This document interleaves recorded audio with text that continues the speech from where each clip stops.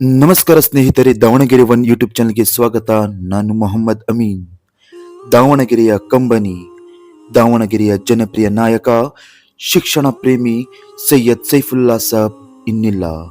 ಹೌದು ಸ್ನೇಹಿತರೆ, ದಾವಣಗೆರೆ ಜಿಲ್ಲೆಯ ಹಿರಿಯ ಕಾಂಗ್ರೆಸ್ ಮುಖಂಡರು ಹಾಗೂ ಮಿಲ್ಲತ್ ಶಿಕ್ಷಣ ಸಂಸ್ಥೆಗಳ ಸಂಸ್ಥಾಪಕರಾದ ಸೈಯದ್ ಸೈಫುಲ್ಲಾ ಸಾಬ್ ಅವರು ಇಂದು ನಮ್ಮನ್ನೆಲ್ಲ ಅಗಲಿದ್ದಾರೆ.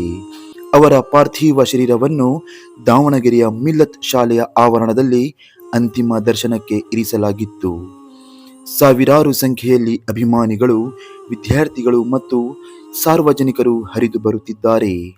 ರಾಜಕೀಯ ಮುತ್ಸದಿಯಾಗಿ ಮಾತ್ರವಲ್ಲದೆ ಸಾವಿರಾರು ಬಡ ವಿದ್ಯಾರ್ಥಿಗಳಿಗೆ ಶಿಕ್ಷಣ ನೀಡುವ ಮೂಲಕ ಅಕ್ಷರ ದಾಸೋಹಿಯಾಗಿ ಅವರು ಮಾಡಿದ ಸೇವೆ ಅವಿಸ್ಮರಣೀಯ.